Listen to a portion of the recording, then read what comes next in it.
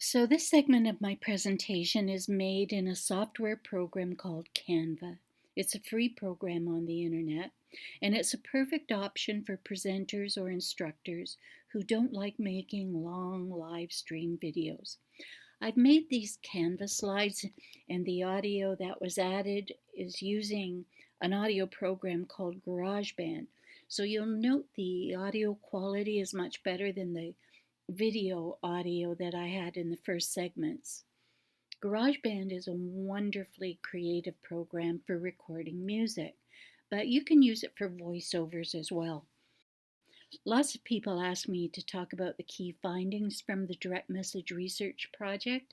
I've included some of them here in my slide presentation, and there's some other comments that were gathered from other pilot projects that were organized by seniors for seniors.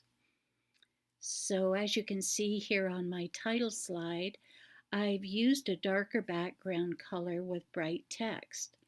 This was recommendations made by a few participants who had some vision problems, especially the ones who had cataracts.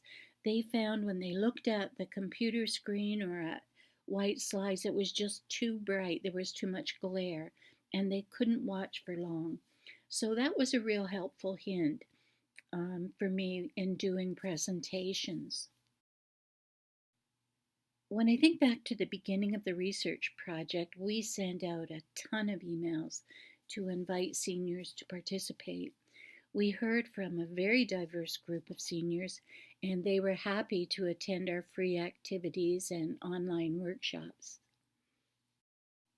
We put up a website and that provided more information about the research project, and our participants could go there to learn more about the team, the sponsors, and the funders.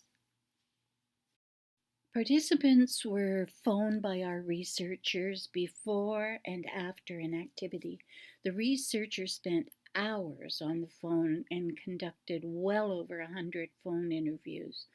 Our participants were just great, and they were so generous with their time. So we consequently we received a lot of good advice. Some participants needed a bit of help to attend our Zoom meetings and the Zoom art workshops. So our tech team gathered together to provide them some coaching and to help them get up onto the platform so they could be involved, stay involved, and engaged. So here are some of the things that we learned during the research activities. So there was one recommendation to make the sessions relevant.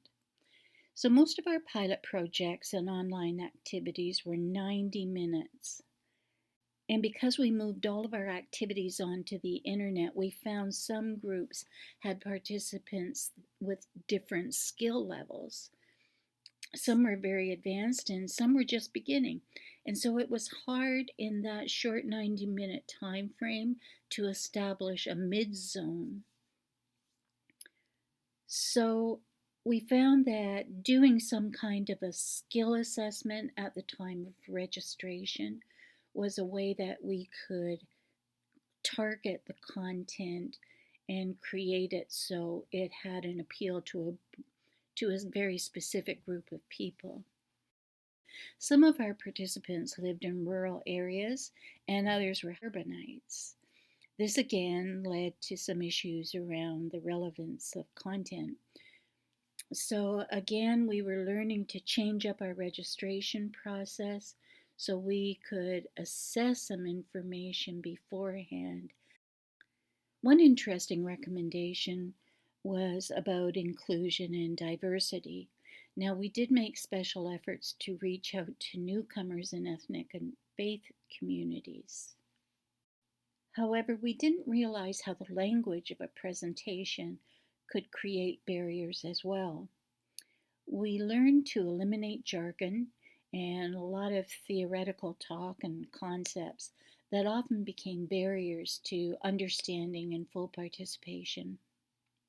As we got into the activities, we noted that the how-to workshops were really successful. They were highly successful. Even when there were cultural or language differences, the participants could actually see the activity and replicate instructions and demonstrations so they could follow along with the skills development part of the workshop. This simplified the presentation, but the substance was good and the elegance factor was still high. Our participants always said, "Show me, don't tell me."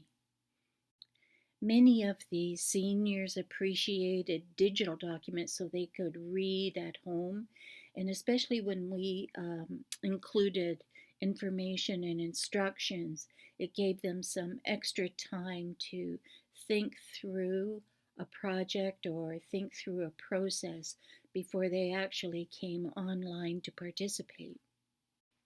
All in all, opportunities for participation and socialization scored way high on the scale. They were of the utmost importance.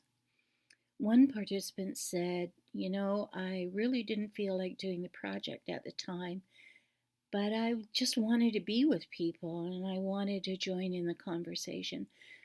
So that type of comment was heard over and over again. And as a result of that, we actually extended our online sessions from 90 minutes to a full 2 hours. So in the beginning, we have some group introduction and some time for everybody to settle down and get into an activity. Then we have some instruction time, some questions and answers.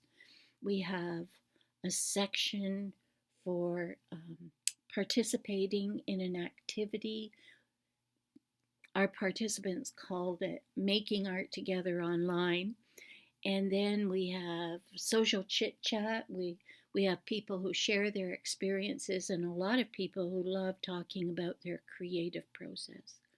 So overall, that became a really important change that we made because of the research. So in summary about the slides, I can say these are 3 really important tips. Use contrast with background and foreground. Keep it simple. That doesn't mean dumbing it down. That just means refining the process, refining instructions, and use slides to summarize key points. Don't put all your text and your graphics and your charts on every slide. Use your slides more as prompts. So I hope those tips were helpful, and we're going to move on to the next segment, and I'll be going back into my sunroom studio.